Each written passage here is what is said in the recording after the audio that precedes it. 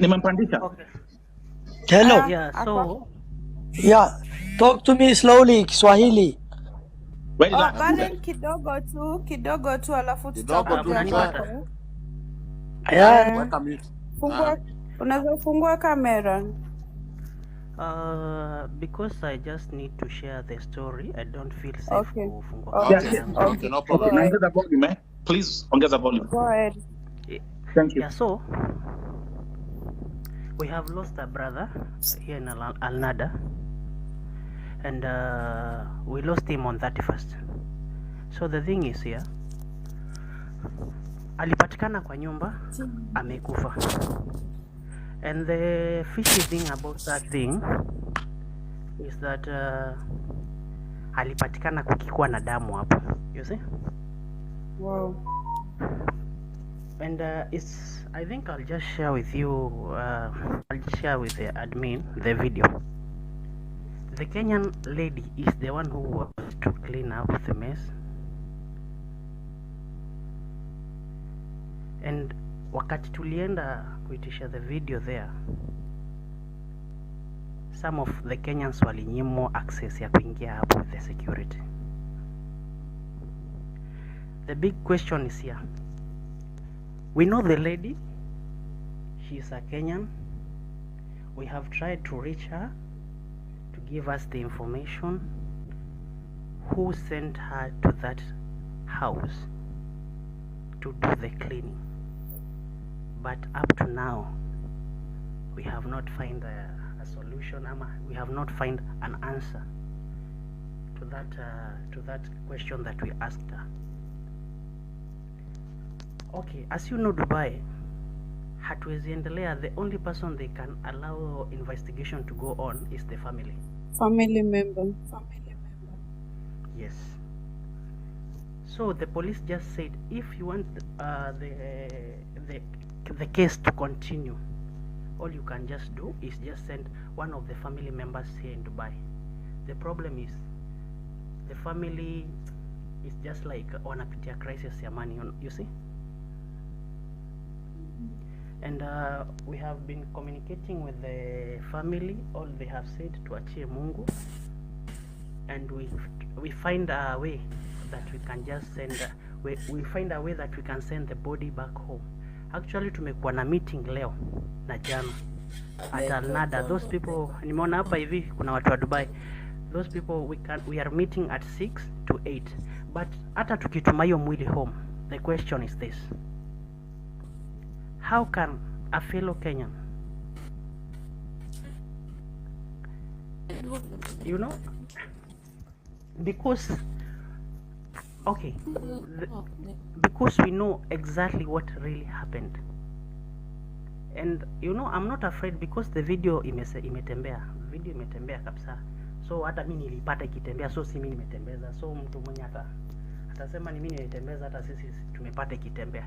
We can see what really happened. How can a fellow Kenyan, unaona mtu Mkenya mwenzako amefanya hivi na yet you can't go to the police station and report?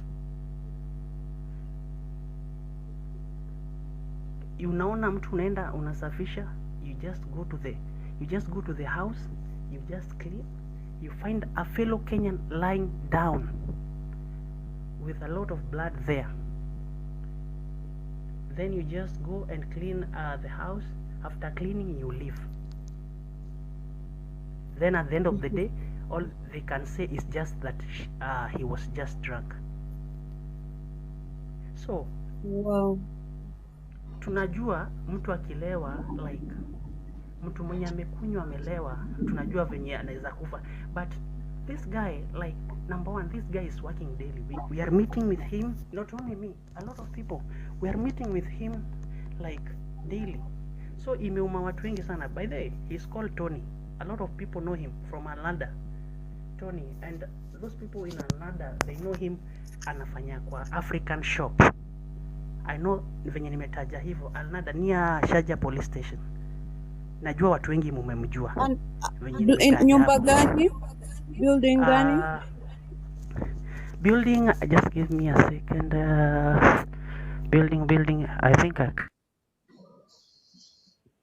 Okay, so just okay. So now I gotta focus on this case right here. Thank you very much, and thank you very much, everyone, for taking your time Yes. and So running your this session goes and back. running the show. This goes back to the story I told you about the other day. It happened the The same way. way. Yeah, I was I going to say don't that. know, Pinches. Okay, Yeah, Pinches. yeah, Are wait, you no, wait, it's wait, Peter. aware wait, of? wait, guys. Okay, so this is breaking news here on Vote TV that we have a Kenyan who was killed on the 31st of December, and from what I understand, vile tumeambiwa hapa na brother, he was set up by Kenyan women, but ameuliwa na wa Nigeria. Now I want to make this very, very crystal clear. This is not the first time that this is happening in Dubai. Number one. Number two, kama nimesikiza vizuri, my brother, I understand Linus ako jina back. lake, his name is Tony. Tony. Linus is back. Linus. Yes. The victim's name is Tony. No, yeah, Yes. yeah. Linus. Okay. Anthony Baraka. Anthony Baraka. Okay. And Nishanunua unga ya ugali kwa huyo jamaa Nelson. Anthony Baraka. Now, man, this is Alikuwa anafanya Alnada Diamond Tower, Hey. Diamond Tower. Wait. Ooh. yeah, African Diamond shop. Yeah, Diamond Tower. Wow. this is breaking news. This is breaking news. Pinches. Let me ask a question.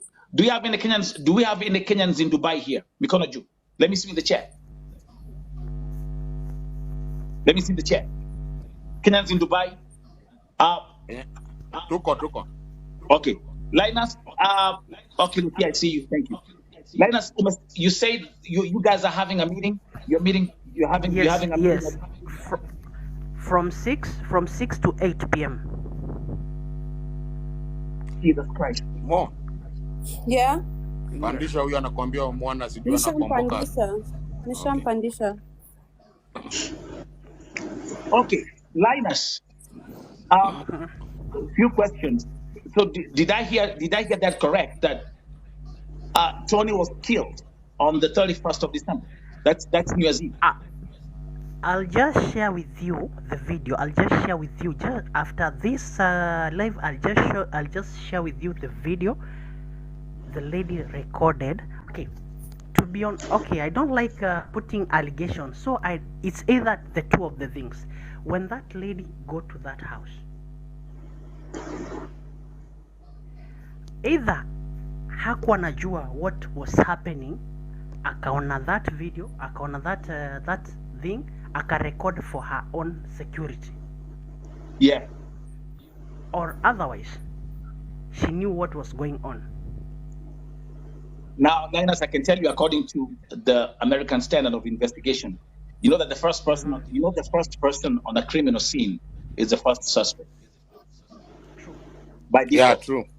It doesn't matter whether it's your husband, wife, child. Like now here in America, we have a case that just concluded. A young boy who killed his parents when he was only 14 years old. In that case, he made two juicy. After 2 mistrials, and now he was found guilty and sentenced to life in prison. He killed both his parents at the age of 14. So that's actually and so what I'm saying is the first person on the scene is always the first suspect. Linus, do me a favor, kwa sababu niko hapa. As I let people give their own opinions, na mwanza kudiscuss hapa pinches, and Kwamboka, you've been doing a very good job with the whole Dubai discussion. Linus, enda pale kwa bio, my brother. Okay. Right?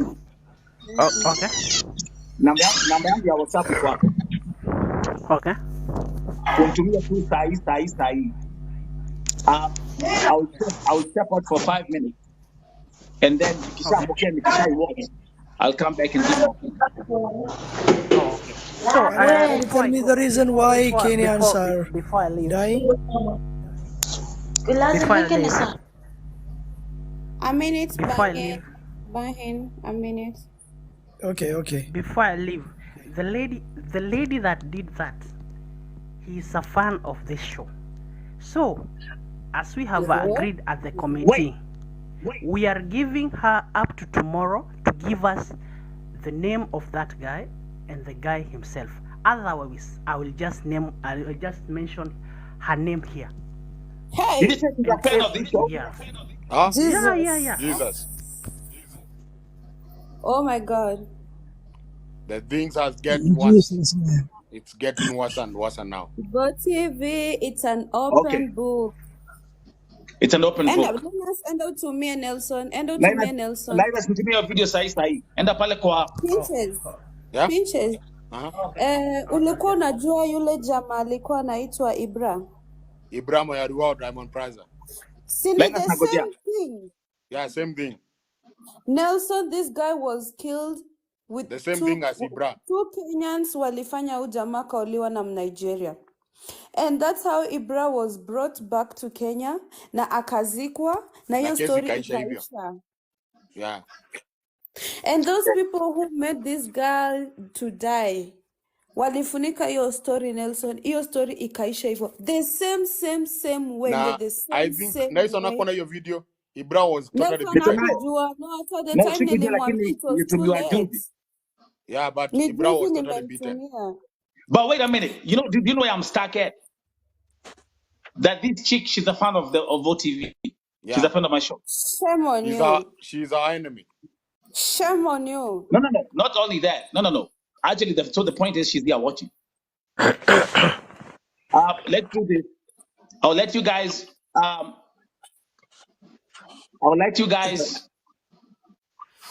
Hello, I'm gonna say this here to Kendeleanga. Na Lucia sababu gani anakufa Bani Kenya? Bani kidogo, just few minutes. We will get back to you, don't worry. Okay. We'll explain to you. Okay.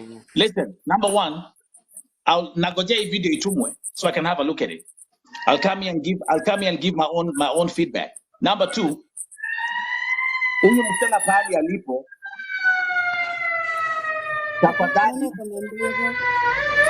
niandikie. Okay, Nelson. Umetumia? Nelson, yeah, already nimetuma. And what I wanted to tell you, it's not that everybody that is watching this show is the fan of this show. No. That's right. We know that. Some are. Yeah. Buddha, you can. Do you think you can make? Do you think you can make 8 billion happy? That's why we love them. So already we love them more. Give me a second. More. Yes. Yeah. Okay. Yeah. Just watch, then you'll just let me. Huyo alitangulia kukufa before Ibra, but sasa the only thing I know is history ya Linus venye No, unasikia anasema Baraka was also living in Ibra's bed space. Listen. Oh yeah, true. Kuna information sijawapatia, kuna information I have not given to you. Go ahead. Okay, the information that I'll just give you. Ibra is the one that brought Baraka to Dubai. Yes. What? Are we talking of the same Baraka mwenye ni kazini ya Ibra? I don't know about if he's the cousin. What I know, we went the same school. We went the same school. We went the same school with Baraka. We went the same school with Baraka with the brother, and we are coming at the same place in Nakuru, both of us. What? Nakuru, where? What? Nakuru which side? Yes. Ngoja pinches. Nakuru which side? Mwili pinches kidogo. Mwili ya Ibra ndio irudi ni jamaa walikuwa wanasaidiana na mama yake. Bahati, I'm also from Nakuru, Linus. Oh my God. But Nakuru, I'm staying in Pipeline. Oh.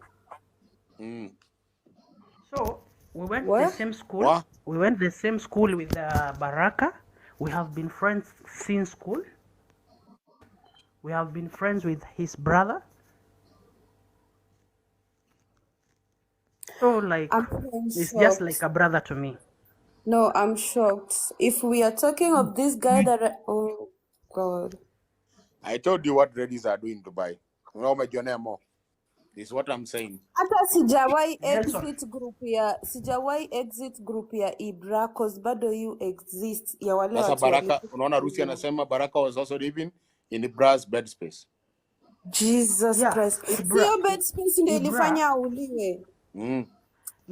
Ibra ndo alileta Baraka Dubai. What? Tena akufe the The same same thing. Amekufa the same. The same Ibra thing. alikufa. The same thing. Ibra alikufa December 31st, right? Jesus, Yeah. yes. The same day Baraka amekufa 31st. Na wakacha Ibra akableed kwa nyumba alafu wanaita polisi asubuhi. The same way wameacha Baraka akableed kwa nyumba, everything Eve was the same. Nelson, umeona video nimekutumia? I'm watching it. So then you can see they have just killed him and they have just wamemwekea hadi pillow. Wamemwekea hadi pillow, wakamwekea like akalai on the pillow very well, wakamtoa shati. Like it's okay. It's okay, Renus. It's okay. We hold you. More, be strong. It's okay, more. Be strong. It's okay. It always hurt me so much because I didn't know Ibra na kanipata kwa lift kama niko mgonjwa. And then all my friends wakani deny. Ibra took me to a chemist and bought me medicines because sikuwa na ID. Alafu alete mtu tena wamuwe the same way. That's why nilikuwa nasema our enemies is our ladies. Ladies is the enemy of the ladies are both enemies.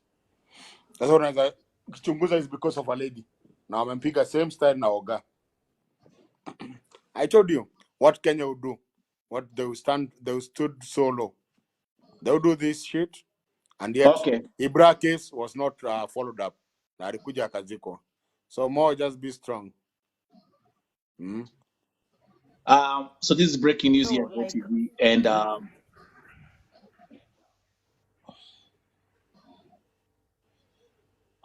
allow me to say this. Hello? Yeah, Renus, continue. Allow me to say this. Okay. Nelson, Nelson, you can talk. Linus, go get drink. Make sure you have some fluids. I don't wish this on my worst enemy.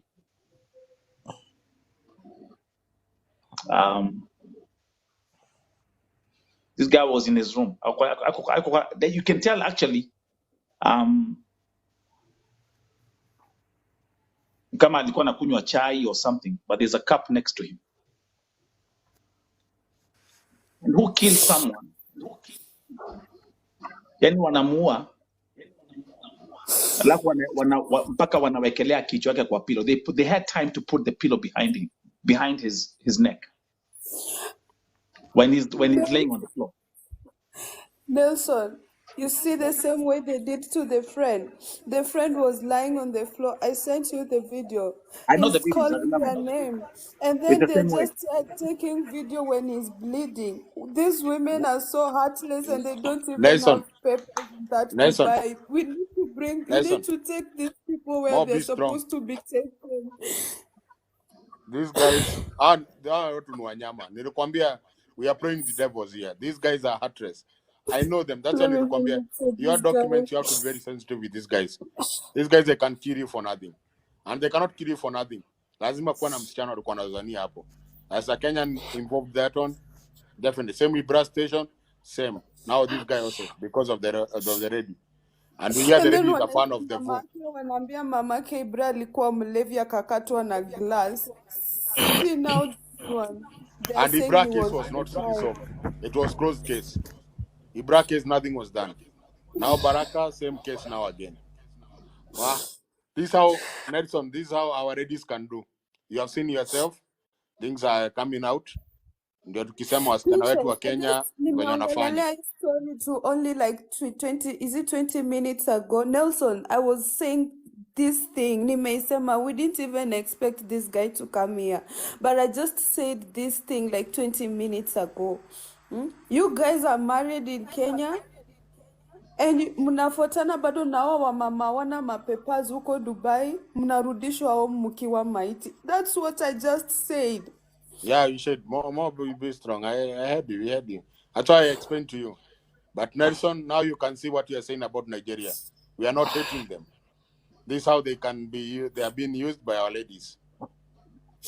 So what can we say now? If our ladies are stand this throw, this guy was reaping the same praise of Ibra. You can imagine, Nelson. Same bed So, space. because I'm the connector between the Dubai family and the Baraka family.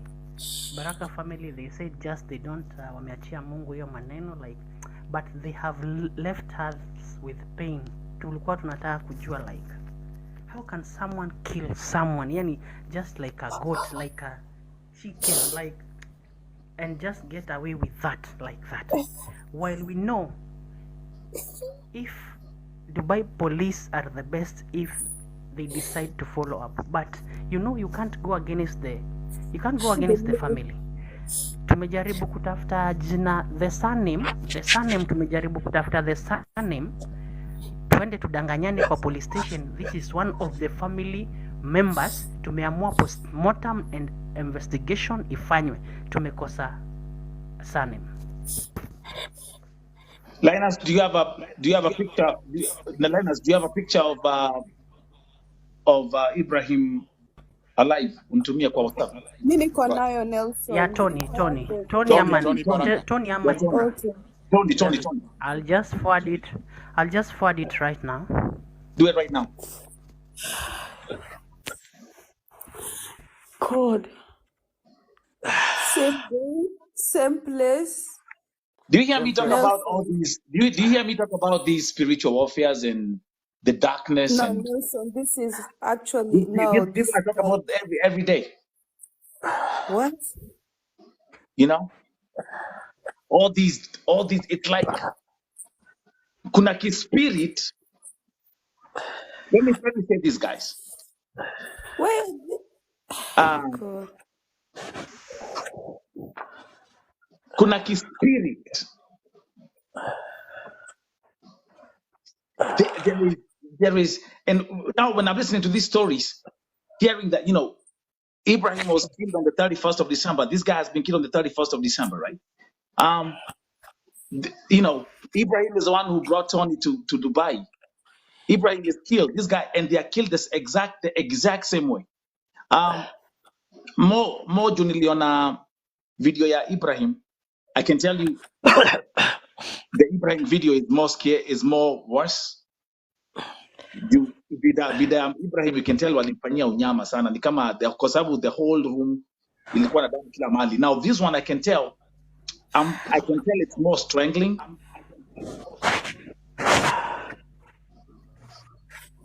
But the crazy part, they kill this guy and they take a pillow. He's on the floor.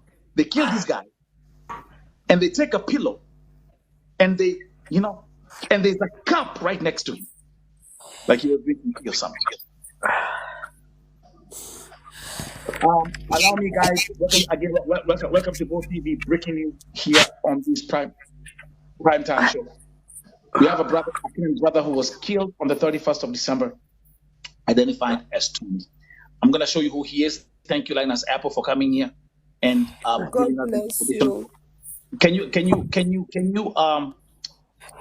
talk to the people and tell them exactly where you Kenyans are meeting in Dubai?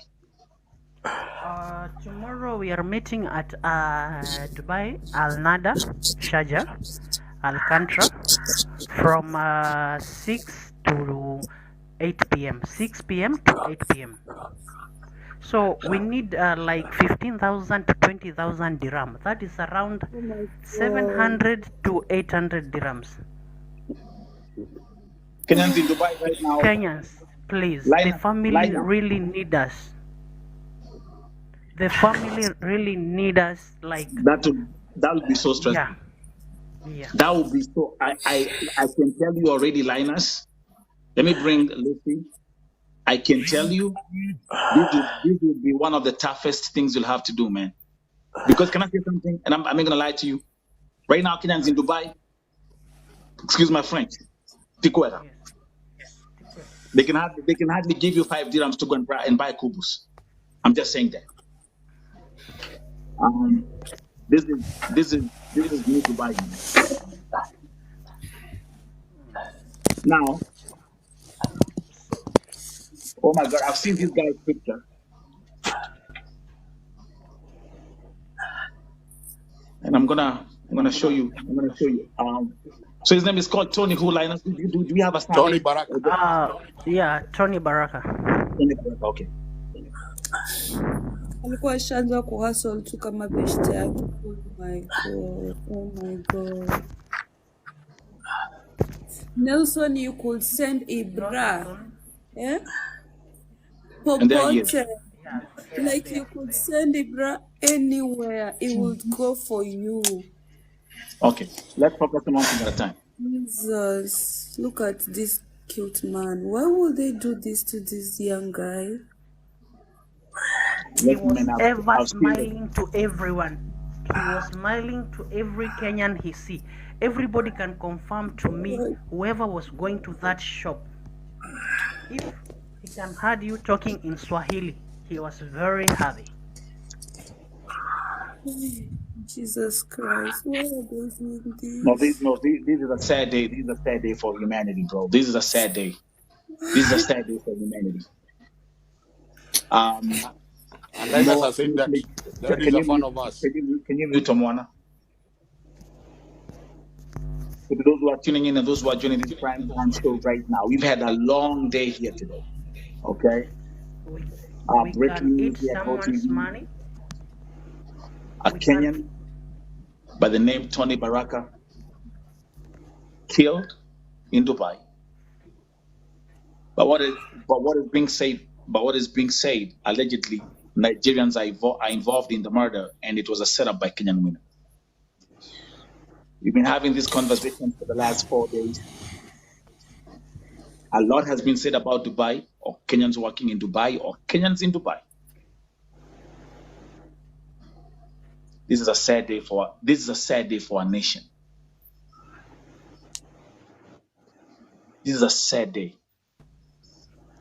for our country. Sasa nauliza huu wea, kwani ashidubai upande gani? Hata mimi niko na hiyo picha. Nitamjibu. Acha. It's okay. People are just coming in right now. Nimeona video. And thank you, Linus Apple. Thank you, God bless you for coming here. And thank you for the courage to even speak up. We are together. Linus Apple, can you tell Kenyans in Dubai again where you're meeting and what is needed? Please, Kenyans who are in Dubai, tomorrow, every day, we are meeting at Alcantara, Al Nada. If you take any taxi, you tell him or her to take you to Al Nada, Alcantara, they know. My Dubai number, if you reach there, I'm the vice chairman and I'm the secretary for that committee. Thank you. You can just call me through Dubai number 05 69 430 480. 05 69 430 480. And M-Pesa number, you can just call or you can just send through 0757 38 6118. 0757 38 6118. Any amount we appreciate.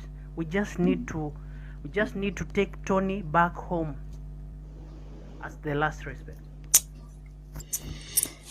Did I understand that due to the how the family is back home, that they just say we leave everything to God and they don't have an investigation or postmortem? Yeah. They just say that they don't want. They just leave everything to God.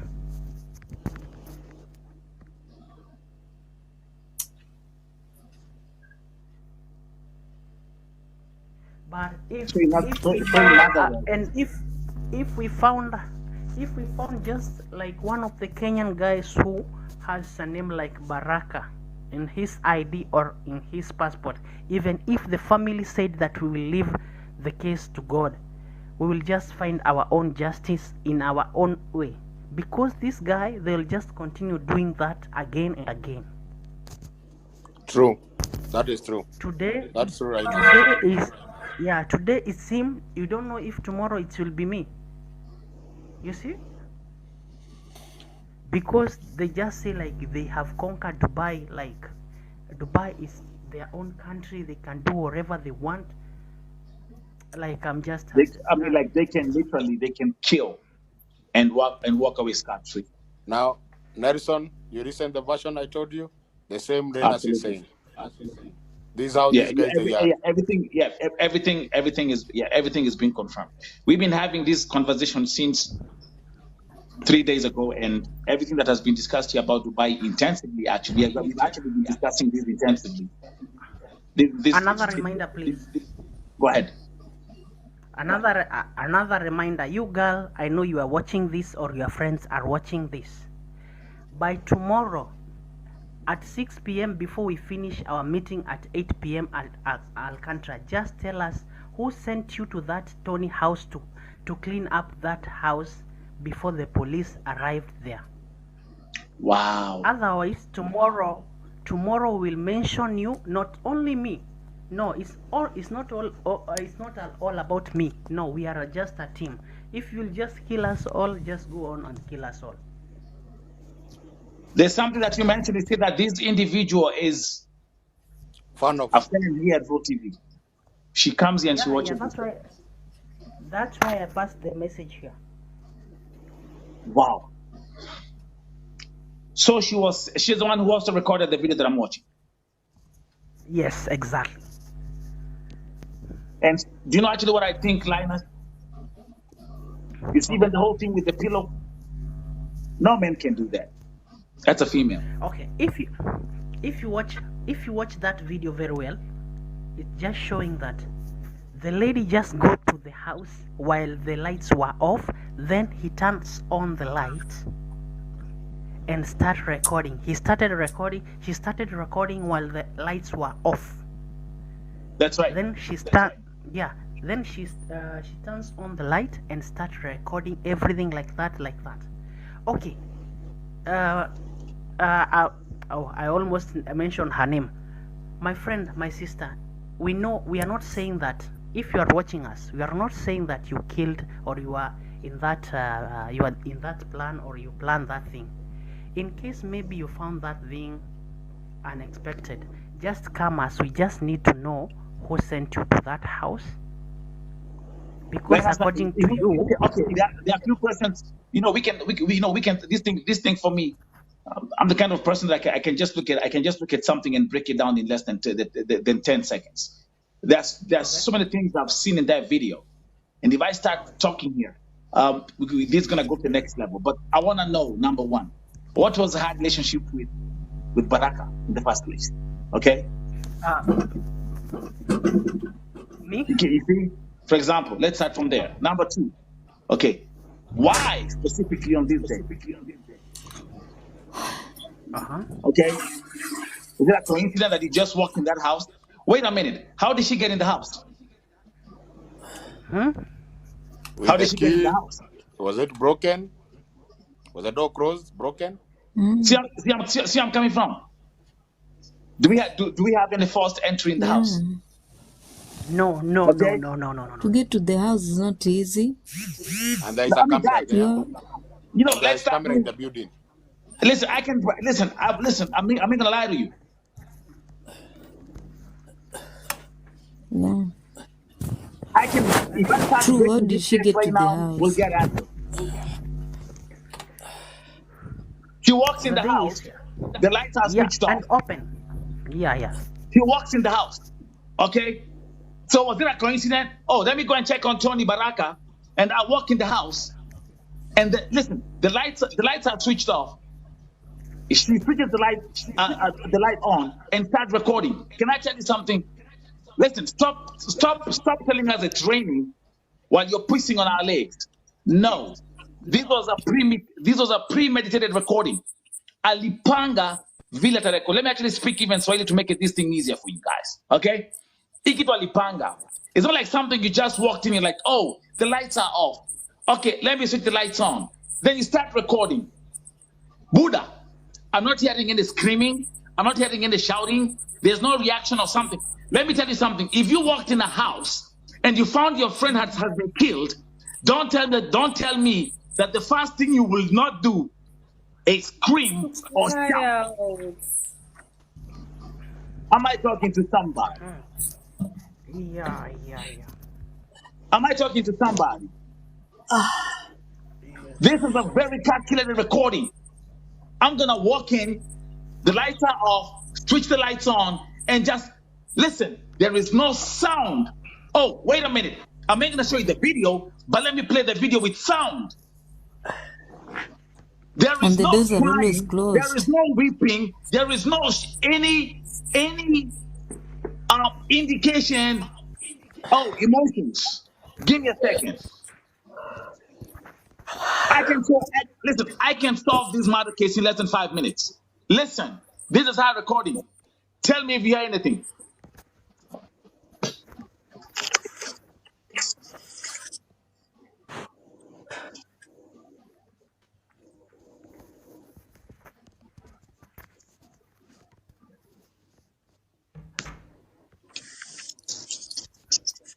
Huyo ni Also, it doesn't mchawi. even sound like Wait. Just keep on listening. It's 46 seconds.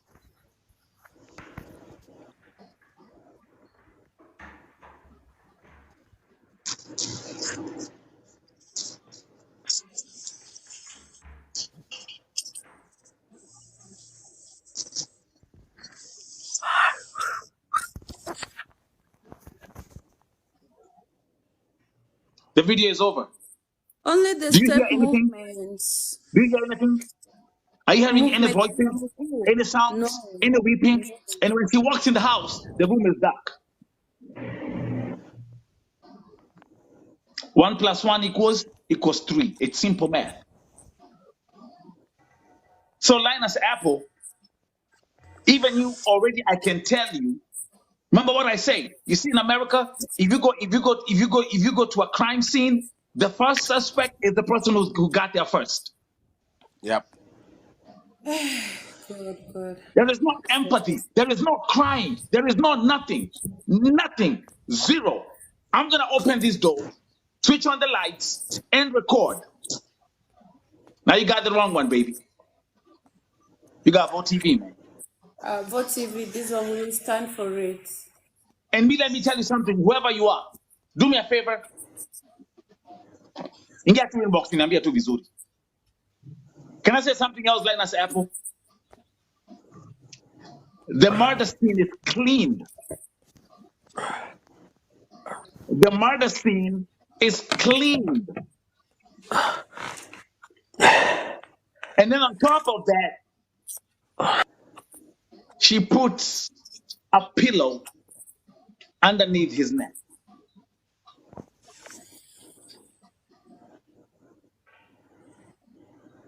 Tell us, how did she get in the room? Was she Baraka's girlfriend? Oh, I got a spare key. I have access to the room. Hey, come on, man. This is getting too easy for me right now.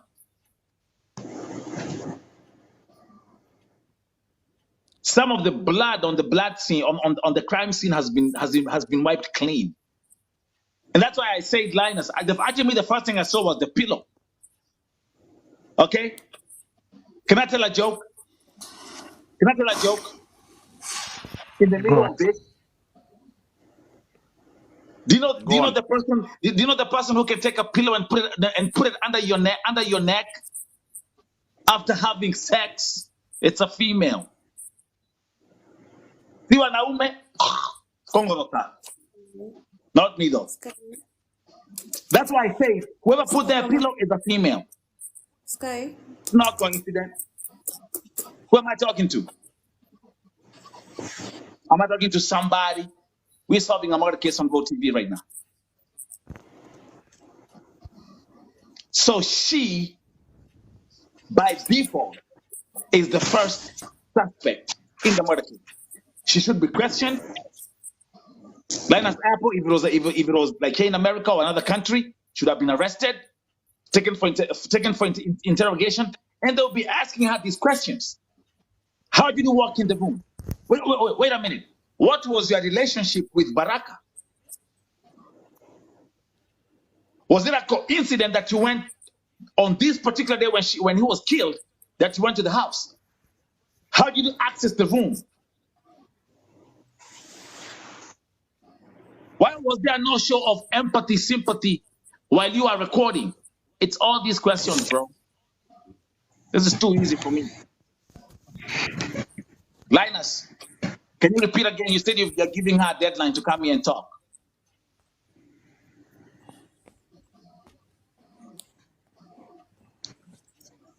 What time did you say? By what time tomorrow? Okay, it's okay, Linus. Emotional, man.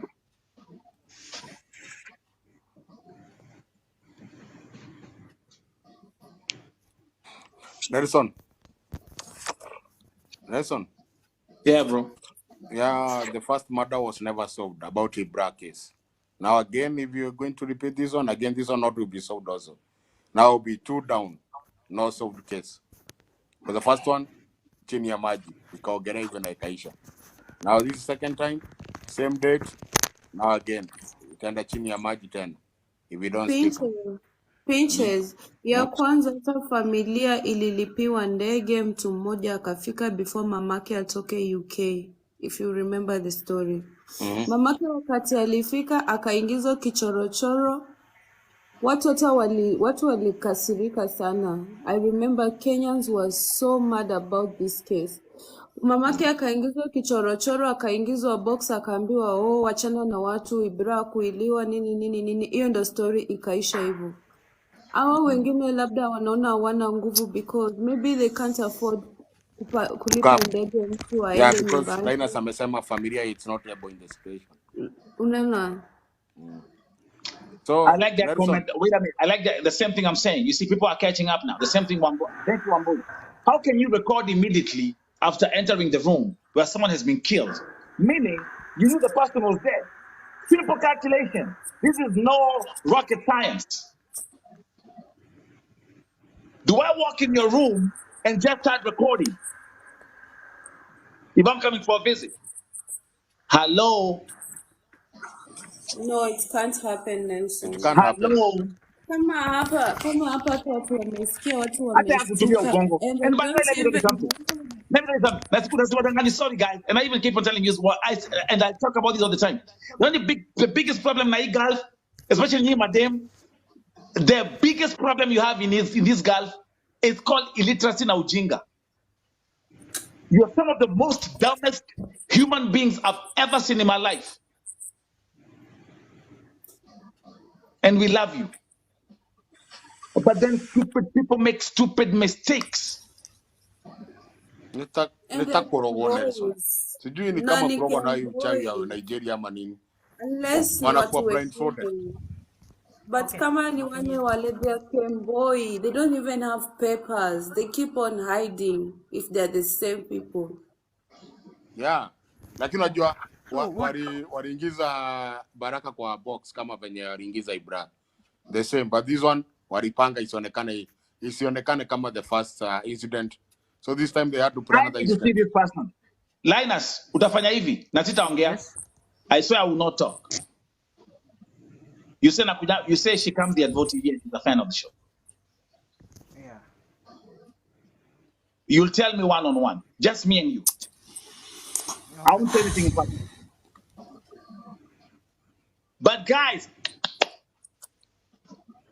who walks in a room where someone has been killed, switch, the room is dark, hits the plug, and starts recording?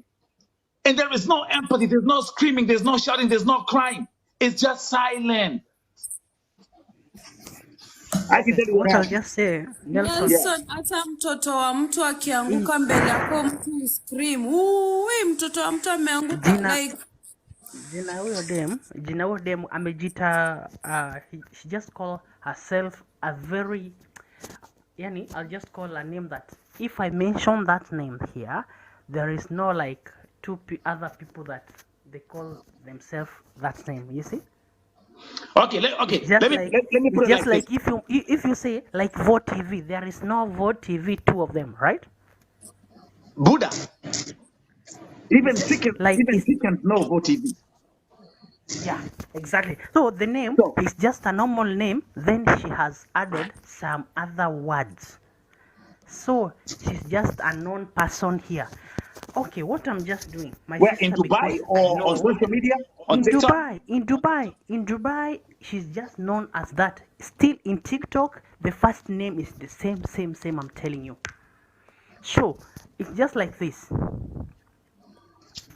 My Can I ask sister, you a if you're question? watching me, you understand that is Okay. Can I ask you a okay. question, Linus?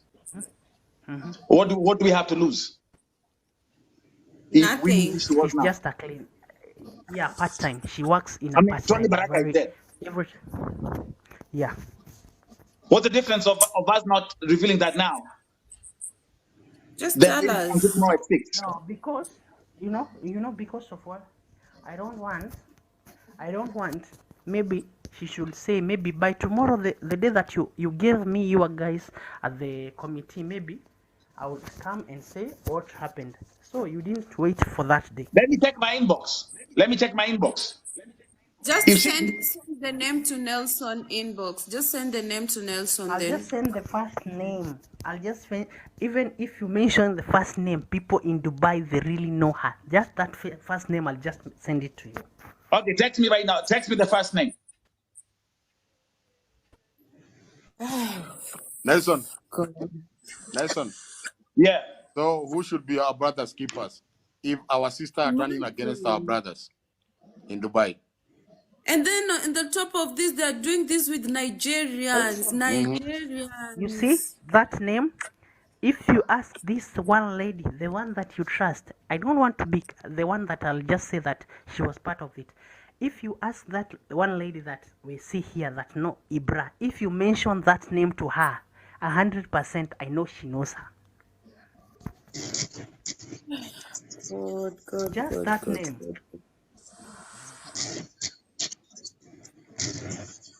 Before she come for Linus. you. Linus.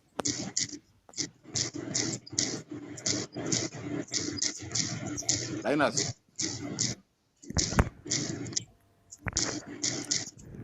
Okay, God give us I'll God just give us respond to God give us Mercy wisdom. Strong Penda Money. Listen, it's just not that I'm saying that before she come for me. No, it's not only me. We have been in a committee, a lot of people. If she just come for me, there is some people who will come for her. So I don't care. Like I don't I'm just like that. The truth will Linus, be told. so is she the one? All we want, Linus, because is she she's the the one? one, she's the Is she the one she's the recording the one video? who, yeah, she's the one who recorded the video and sent it to one of the friends. You know, when you did, for example, like right now, if you do a bad thing, They're so dumb. the These instinct will women, just, they're so or the dumb. spirit of that person, or God will just confuse you and send it that one video. You might just end up doing one mistake for the truth to be revealed. They're so Can dumb. I think, listen, can I talk to men for 2 seconds? Like, there is no difference with what they did. They're so Can I talk to dumb. men? Wait a minute. Can I talk to men for 2 seconds? You know, sometimes, and I say these things here like a joke, nacheka tu hapa. But I'm always, let me tell you something. What is the biggest cause of a man's downfall on this planet? Women. Type in the Woman. chat. women, I'm a woman, Nelson. Women. Type in the chat. Type in the chat.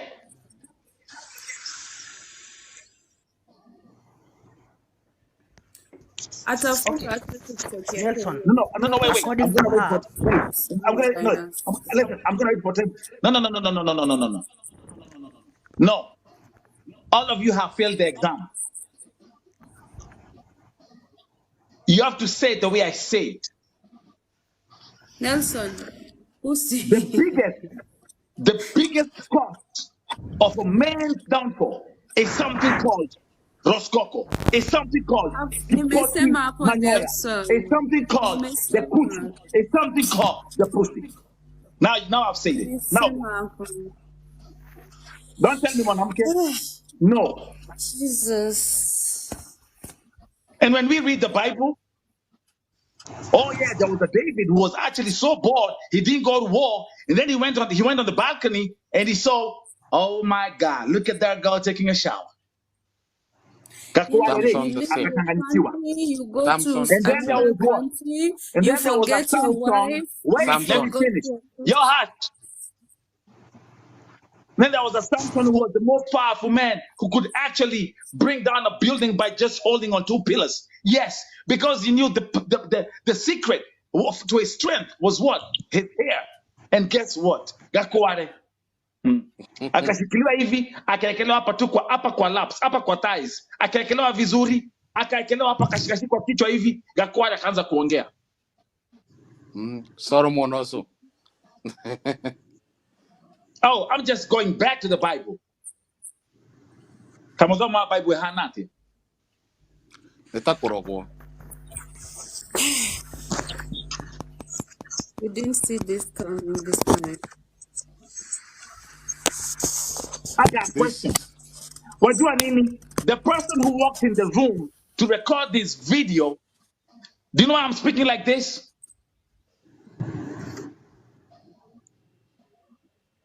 He told me the name.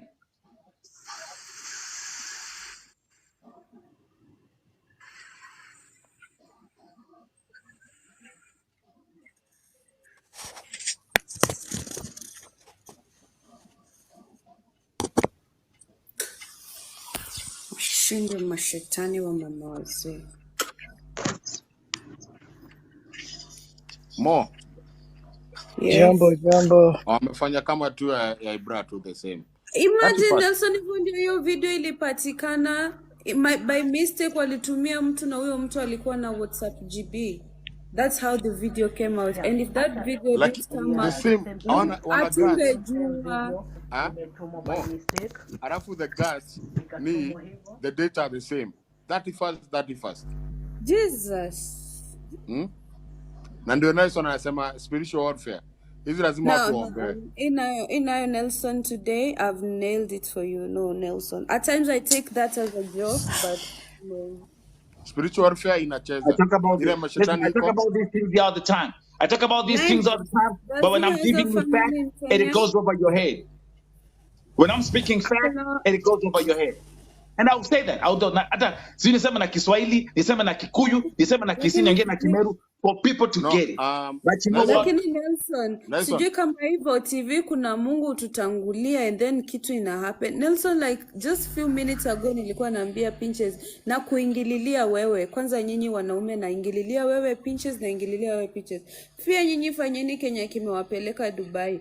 Mkifanya kazi murudi home salama. Mwache kurudishwa home kama maiti. Not even 15 minutes. Linus come up with this story. Yeah. Nelson. And Linus, thank you for coming up. Thank you for coming to Vote TV. Thank you. They will not do this to someone else. They will not do this to someone else.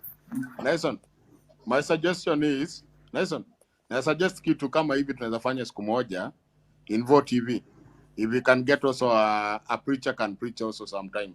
They give him a platform also, you can speak about this world spiritual. You know, people will not understand this spiritual warfare. So my suggestion was that maybe we can invite a preacher also. One day, if you have. You don't need a preacher to understand spiritual warfare. It takes common sense to understand what spiritual warfare is. Preachers always come here. Wanna pump to coming here every day. Platform every day at night during the day. They just come and they are coming on their own. Always blessed. And they're talking to you. Wanakuja wenyewe tu. Yeah. But let me tell you something. It does not take. Let me tell you something. Why do I talk about love here all the time? Don't I tell you? The absence of love in your lives is what is the cause of your downfall in every area. You have so much bitterness in you. The people who killed Tony Baraka, did they kill him because they loved him? No, it's the absence of love. The person who set Baraka to be killed, did she do that out of love? No, it's the absence of love. So it doesn't matter whether you're looking at a war in Palestine or war in Congo or someone being killed in Dubai. All those events are caused by the absence of love. And love is the answer, but y'all don't get it. It's simple common sense. It's called logic, God damn it. Wow. Who am I talking to? So sad, this story. Who am I talking to?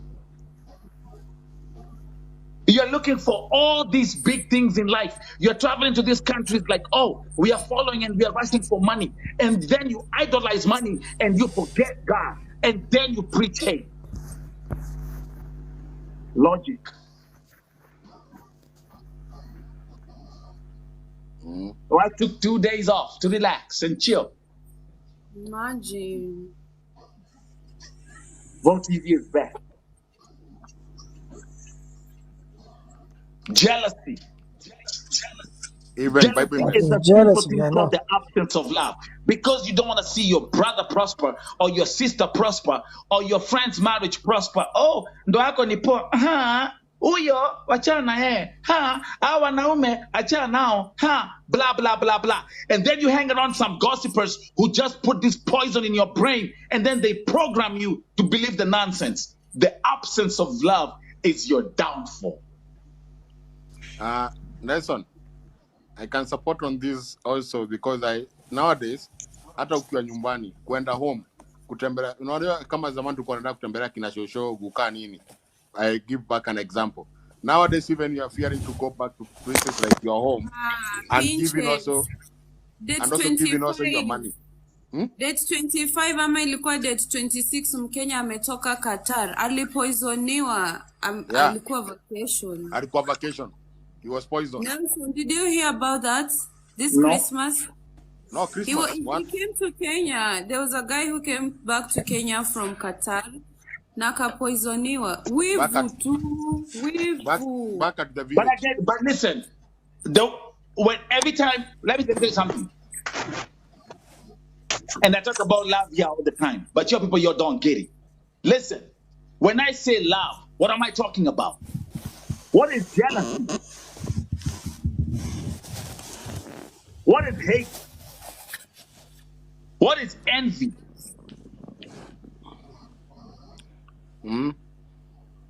It's because there's no love in it. It's because there's no love. And yet, you are so afraid to speak 3 words. I love you. You are so afraid to preach and practice, put into practice 3 words. I love you. Oh, let me ask you a question. Ni saa ngapi hapo? It's already ishafika saa 7 ya usiku, sio saa 6 ya usiku huko, wherever you are, right? Let me ask you a question. Everybody who's watching right now, have you told someone today, I love you, today? Mimi kwangu nimeambia mtu. I love you. Yeah. Yes, Nelson. Yes, Nelson. And you taught me that. Nelson, but you know what? There are people here watching. They haven't even mentioned those words maybe for the past 6-10 years. He's shy to mention. Oh, I love you. You don't want to say. You can. There are 3 words. I love you. They either start saying, or they want to thank you. There are 3 words you are supposed to do. Nelson, kuna kitu nataka kuongea. About love. Yeah. Kuna kitu kinaitwa upendo. Na love ni kitu kigumu sana. Na tunafaa tuige Nelson. Nelson ametuonesha upendo wa dhati. Kwanza especially mimi. Naweza kumwambia Nelson, thank you. Maana Nelson habagui wala achagui. Na tuombe Mungu atujalie hiyo roho ya upendo. Upendo si kitu rahisi. Na usione kuambia mtu I love you. I love you. Usione kama hilo neno ni kitu amzaa.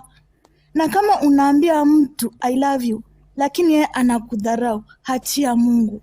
Ndio maana saa hii unaona hivyo vifo ambavyo havieleweki. kifo tu. Kwa nini? Mi chenye kinanishangaza about ino video, huyo mtu alienda aje kwa hiyo nyumba alafu apatwe na ule ujasiri wa kusimama na kurekod kama haikuwa deal. Hiyo ni deal ilikuwa inafanywa na yeye mwenyewe, alikuwa hana ule upendo. Juu angekuwa na upendo, kwanza kitu ya kwanza angeita majirani. Mnamaanisha hapo kwa hizo nyumba kulikuwa hakuna majirani? Anasimama alafu anazima taa, ana switch light off. Mbona watu wasijue chenye kinaendelea? Ye alikuwa anataka tu kujulisha wenzake ishatimia. Kilichoko tuoneshane upendo kabisa. Na huyu jamaa mi nimeona kamba ni followers wangu, alinifollow hata wanaangalia video zangu. So kitu kinaitwa upendo ni kitu muhimu sana, na tupendane wa Kenya, tupendane hata tukirudi manyumbani, tupendane. The point is Na tunafaa tuige Nelson. Love, you don't buy love with money. Love is a feeling that comes from your heart. But yet you act like it's rocket science.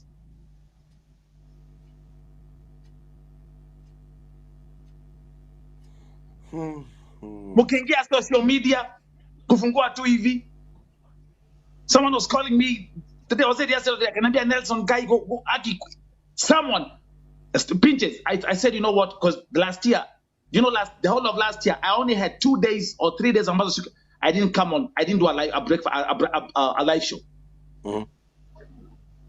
I checked my statistics on TikTok. Out of 365 days, I was here 360 days. Every day. Nikasema, let me take some days off.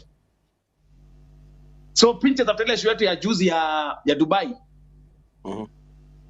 I didn't come for the evening show. And then yesterday, nikasema ni rest. Do you know someone called me? Someone came to my inbox. Nelson apana. Vote TV. No. They just come live for 10 minutes. Come on, Mbaya. Then started talking to me about, akaanza telling me about some matusi ya mashosho fulani alikuwa na tusiana huko TikTok, na sijui na ilikuwa ni story matusi huko grown. I mean, I said, you know what? Did you know what I told her? I said, you know what, my sister? Yes. Ni miss kidogo. Maybe now you'll appreciate Vote TV more.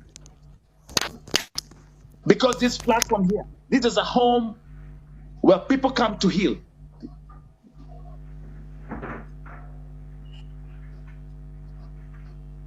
And all I give you is love.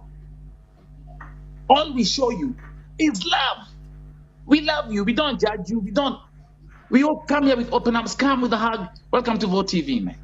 The home of love and talent.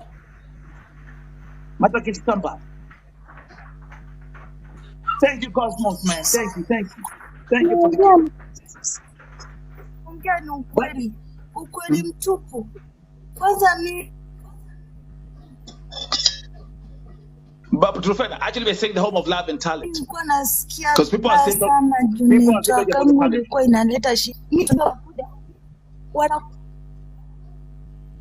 wanakuja wakimwaga machozi, alafu wakiingia hapa wanatoka na ile amani. Ni wengi sana. Lakini mi sijui kwa nini watu wengine hawana hiyo roho ya upendo. Aki, tunafaa hata sisi tuombe Mungu tujaliwe hata sisi hiyo roho ya upendo. Let me tell you something.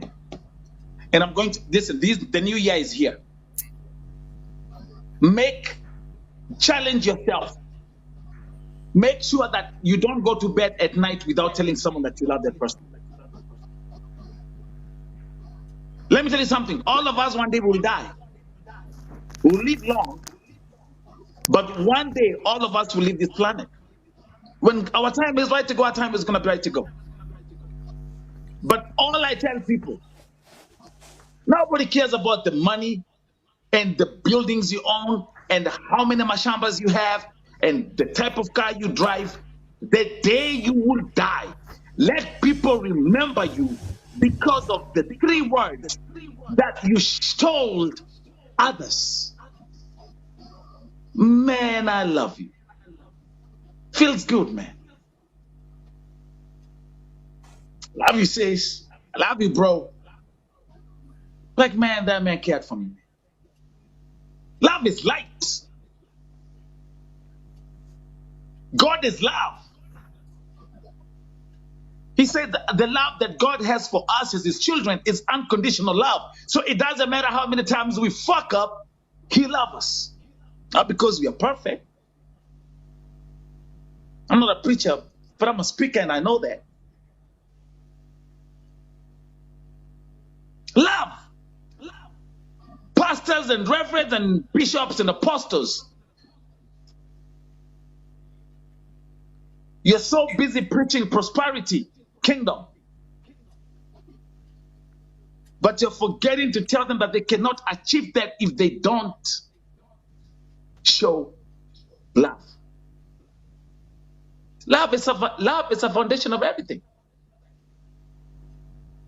Oh, why is Palestine fighting with Israel? Oh, why can't they come on the table and say we love each other? And guys, this year it's going to be crazy in 2024. Right now, as I'm talking to you, we just had a mass shooting in a high school in America, in Iowa. It's on the news right now. It's on TV right now. You know how old the shooter was? Who was watching in America? You know how old the shooter was at high school? 17 years old. A 17-year-old. Give me a second.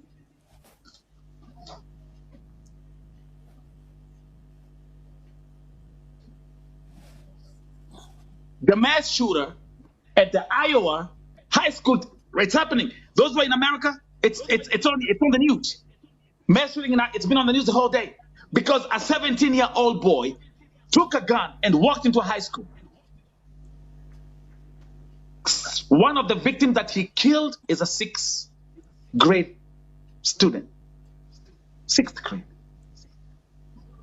And you know what he did after killing and injuring all those people? He took his own life. In America, they call it, oh, it's a mental health issue. What's the environment like? Did the parents who brought you up tell you that they love you? Did you have love in your life? And if you go and look back at everything, the absence of life is driving them to do this kind of massacres. I'm giving you an example. It's happening right. It just happened in America today. It's on the news. Oh, next. Wait a minute. I'm watching the news right now. It's on the news right now.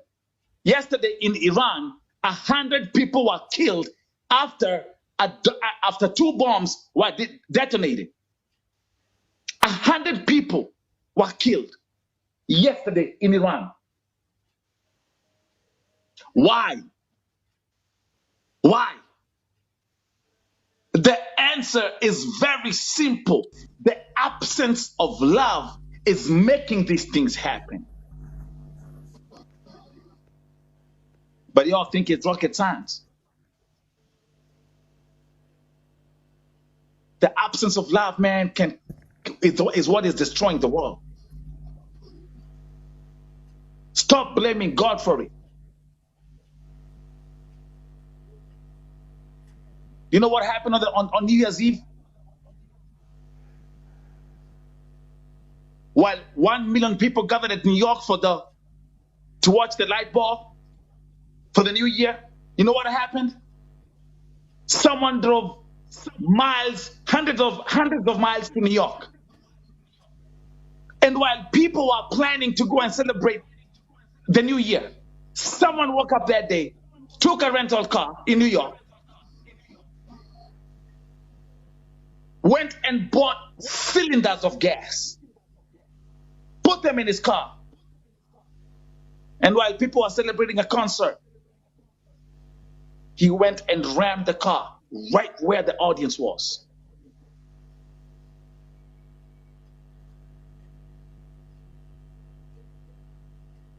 Oh, yeah. And now Americans are having that tough time because they just think, okay, this is not it's the person was white, so this is not terrorism. But trust me, if the person was called Muhammad, it would have been correct. It would have been defined as an act of terrorism. I'm not gonna get into the politics of it.